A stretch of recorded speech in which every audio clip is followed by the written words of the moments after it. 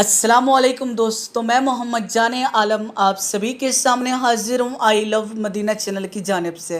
मेरे प्यारे मुसलमान भाइयों, आज आप सभी के लिए एक बड़ा ही इबरतनाक वाक़या लेकर आया हूँ और इस वाक़ये से हम सभी को सबक हासिल करना चाहिए कि आज लोग किस तरीके से लालच में अंधे हो जाते हैं और कई मरतबा ये भी होता है कि अपनी ईमान को भी ज़ाया कर जाते हैं। मेरे प्यारे दोस्तों, वाक़या कुछ इस तरीके से है कि किसी घर में एक अजीबोगरीब नागिन रहा करती थी जो रोज आना सोने का एक अंडा दिया करती थी। घर का जो मालिक था वो मुफ्त की दौलत मिलने पर बहुत ही ज़्यादा खुश था।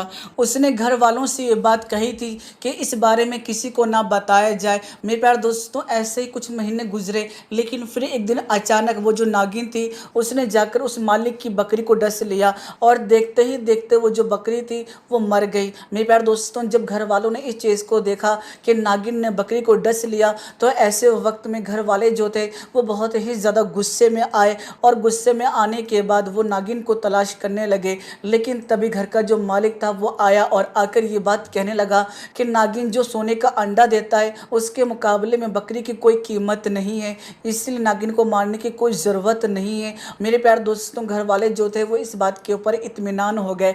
अभी कुछ ही अरसा गुजरा था कि तभी उस नागिन ने जाकर घर का जो पालतू गधा था उसे जाकर डस लिया और वो जो गधा था वो देखते ही देखते कुछ ही मिनटों के अंदर मर जाता है। मेरे प्यारे दोस्तों, जब इस चीज़ को घर वाले देखते हैं तो वो बहुत ही ज़्यादा गुस्सा होते हैं और यहाँ तक कि वो जो मालिक होता है वो भी जब इस चीज़ को देखता है तो वो भी बहुत ही ज़्यादा गुस्सा होता है। लेकिन जैसे ही घर का जो मालिक होता है वो नागिन को मारने का सोचता है, लेकिन तभी उसके दिल के अंदर लालच पैदा हो जाता है कि दो जानवरों की ही तो बात है और फिर ये जो नागिन है आज तक इसने किसी इंसान के ऊपर हमला नहीं किया है तो इसके लिए घबराने की ज़रूरत नहीं है। यानी मेरे प्यारे दोस्तों, उस शख्स के अंदर और ज़्यादा लालच पैदा हो गया। सिर्फ और सिर्फ लालच की बिना पर ही उसे कोई भी मौत नज़र नहीं आ रही थी। आप सभी को बता दूं, उसके बाद 2 साल तक लगातार उस नागिन ने कोई भी नुकसान नहीं पहुंचाया, किसी भी जानवर को नहीं डसा और ना ही किसी इंसान को डसा। तो ऐसे वक्त में घर के जो लोग थे वो ये बात भूल चुके थे कि इस नागिन ने किसी जानवर को भी डसा है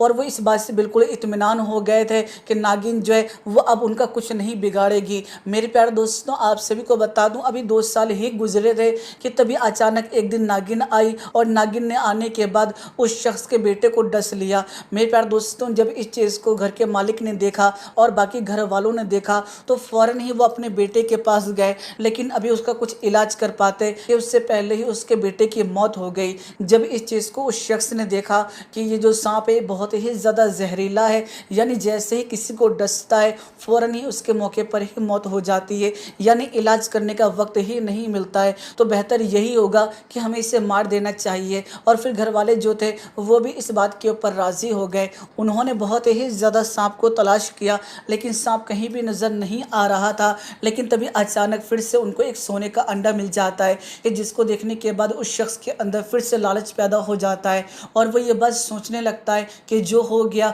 उसे सुधारा तो नहीं जा सकता है। ऐसे वक्त में अगर हम नागिन को मार भी देते हैं तो हमारा जो बेटा है वो लौटकर वापस नहीं आ जाएगा, इसीलिए बेहतर ये है कि हम नागिन को छोड़ देते हैं। और वैसे भी उसने हमारे एक बेटे को डस लिया है, अब हो सकता है कि वो किसी और को नुकसान ना पहुंचाए। लेकिन मेरे प्यारे दोस्तों, असल में उस शख्स के दिल के अंदर लालच पैदा हो चुका था और वो बहुत ही ज़्यादा लालची हो चुका था। सोने की चमक धमक ने उसे अंधा कर दिया था। आप सभी को बता दूं, उसके बाद ये जो सिलसिला था वो कई दिनों तक ऐसे ही चलता रहा, यानी नागिन आकर सोने का अंडा देती और फिर ऐसे ही चली जाया करती थी। घर वाले जो थे वो बहुत ही ज़्यादा खुश थे। लेकिन फिर अचानक एक दिन ये हुआ कि उस शख्स की जो बीवी थी उसको आकर उस नागिन ने डस लिया और मौके पर ही बीवी की मौत हो गई। मेरे प्यारे दोस्तों, ये जो सदमा था ये उस शख्स के लिए बहुत ही बड़ा था और वो इस सदमे को बर्दाश्त न कर सका और ऐसे वक्त में वो ये सोचने लगा कि सबसे पहले हमारी जो बकरी थी उसको इस नागिन ने डस लिया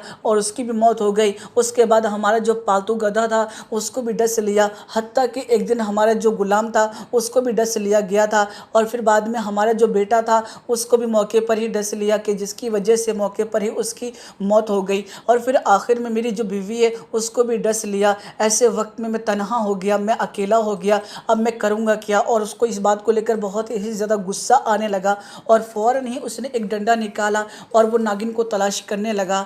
लेकिन अभी नागिन को तलाश कर ही रहा था कि तभी उसने ये देखा कि नागिन जो है वो एक मोती लेकर आई है। तो ये मंजर देखने के बाद वो जो शख्स था उसकी आंखों के सामने मोती जो था वो चमकने लगा। वो बहुत ही ज़्यादा गुस्से में था, लेकिन ऐसे वक्त में जब उसने मोती को देखा तो उसका दिल जो था वो पिघल गया और फिर से उसके दिल के अंदर लालच पैदा हो गया कि पहले ये सोने का अंडा दिया करती थी, लेकिन आज तो इसने मोती दिया है। हो सकता है कि इसने इतने लोगों को डसा, उसके बाद इसका जो मन होगा वो बदल गया होगा और साथ ही साथ अब इसका जो जहर होगा हो सकता है वो भी ख़त्म हो गया होगा। और इसी वजह से अब सोने के अंडे के बजाय अब मोती देने लगी है, और मोती तो उससे भी ज़्यादा कीमती है। तो मेरे प्यारे दोस्तों, उसने फ़ौरन ही मोती को उठा लिया और बहुत ही ज़्यादा खुश हो गया। यानी घर के सारे अफराद ख़त्म हो चुके हैं, लेकिन लालच की वजह से वो हर गम भूलने को तैयार हो गया। और फिर मेरे प्यारे दोस्तों, इसी तरीके से वो अपनी ज़िंदगी गुजर बसर करने लगा। एक दिन उसने ऐसा किया कि जितनी भी उसके घर के अंदर मोतियाँ थी उन सभी को एक जगह जमा किया और उन्हीं के ऊपर सो गया। मेरे प्यारे दोस्तों, अभी कुछ ही वक्त गुजरा था कि तभी आकर उस नागिन ने उस शख्स को भी आकर डस लिया। जब उस शख्स को उस नागिन ने आकर डसा तो ऐसे वक्त में वो कुर्रा उठा, वो दर्द के मारे कांपने लगा और दिल ही दिल बड़ा अफसोस करने लगा कि हाय, मैं लालच में किस कदर आ गया। मैंने अपने सारे घर वालों को कुर्बान करवा दिया, हत्ता कि मैं इस कदर लालच में आ गया कि मैंने इस सांप को नहीं मारा और यही आज मेरी हलाकत का जरिया बन गया। और मेरे प्यारे दोस्तों, जब इस कुराने की आवाज़ को सुना आस पड़ोस के लोगों ने तो फ़ौरन ही वो घर के अंदर आए, और जब उन्होंने इस मंज़र को देखा कि उसी नागिन ने उस शख्स को भी डस लिया तो ऐसे वक्त में वो सभी के सभी ये बात कहने लगे कि तुम कैसे लालची इंसान थे कि तुम्हारी आंखों के सामने तुम्हारा पूरा घर जो था इस नागिन ने ख़त्म कर दिया, लेकिन तुम लालच में आने के बाद हर एक गम भूलने को तैयार हो गए, हत्ता कि इस नागिन ने अब तुम्हें भी डस लिया। अब तो तुम्हारी मौत जो है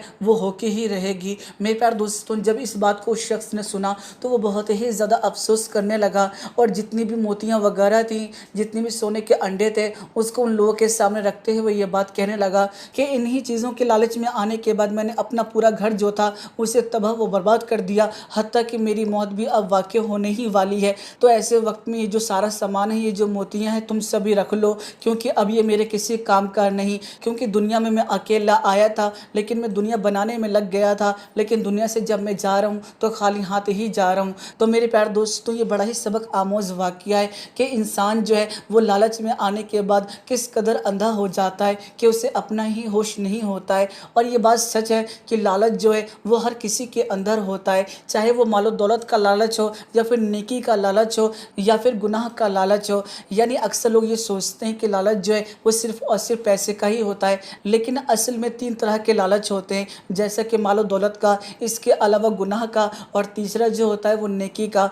और नेकी का जो लालच है वो हमें अल्लाह के करीब ले जाता है, क्योंकि जब कोई शख्स नेकी करता है तो ऐसे वक्त में उसके दिल के अंदर ये लालच पैदा होता है कि मैं नफिल नमाज को भी अदा करूँ, जो मुझसे कज़ा हो गई मैं उन नमाज़ों को भी अदा करूँ, हत्ता कि जो मैंने रमज़ान के रोज़े रखे इसके अलावा मैं आम दिनों के अंदर भी रोज़ा रखूँ। तो ये नेकी का लालच है, ज़्यादा से ज़्यादा नेकी कमाने का लालच। और ये जो लालच है ये हमारी दुनिया व आखिरत को बना देता है, लेकिन गुनाह का जो लालच होता है वो बहुत ही बुरा होता है और वो हमें सीधा जहन्नुम की तरफ ले जाता है। अल्लाह ताला हम सभी को जहन्नुम में जाने से बचाए और बिन हिसाब किताब के जन्नत में आला से आला मुकाम अता फरमाए। मेरे प्यारे दोस्तों, नेकी का लालच को छोड़कर दोनों जो लालच है यानी मालो दौलत का और गुनाह का, तो ये जो दोनों लालच हैं ये हमें बुराई की तरफ ले जाते हैं। और इन्हीं दोनों चीज़ों की जो ज़्यादा लालच करता है वो अपने ईमान को भी खो देता है। कई ऐसे वाक़यात भी नज़र आते हैं नज़रों के सामने, जैसा कि रिवायत में आता है कि एक शायर था जो कि बहुत ही ज़्यादा बूढ़ा हो चुका था, लेकिन आखिरी वक्त में उसके दिल के अंदर प्यारे आका की मोहब्बत जाग गई थी और वो प्यारे आका के दस्त मुबारक पर ईमान लाना चाहता था। लेकिन जब वो मक्का की तरफ रवाना हुआ तो ऐसे वक्त में जो कुफ़ारान मक्का थे उन्होंने जाकर उसको रोक लिया और उसे बहुत तरह के लालच दिए, और जिस लालच का वो शिकार हो गया और शिकार होने के बाद उसने अपना ठिकाना जहन्नुम बना लिया। यानी वो ईमान लाने के लिए जा रहा था, लेकिन पैसे और ऊँट के लालच की वजह से उसने अपना ईमान ज़ाय कर दिया। तो ये एक बहुत बड़ी चीज़ है, ये चीज़ के ऊपर हमें गौर करना चाहिए। मुझे उम्मीद है कि आपको मेरी बात समझ में आ गई होगी। वीडियो पसंद आने की सूरत में वीडियो को लाइक करने के बाद इस वीडियो को जितना ज़्यादा हो सकेगा उतना ज़्यादा शेयर कर दीजिएगा। गुजारिश करूँगा कि अगर अब तक आपने हमारे यूट्यूब चैनल को सब्सक्राइब नहीं किया है तो चैनल को भी सब्सक्राइब कर लीजिएगा, साथ ही साथ नोटिफिकेशन बेल दबा लीजिएगा ताकि आपको हर नई वीडियो की नोटिफिकेशन मिल सके। चलिए दोस्तों, मैं फिर मिलूंगा एक अच्छी और प्यारी वीडियो के साथ। अपना ख्याल रखिएगा, खुशी रहेगा जब तक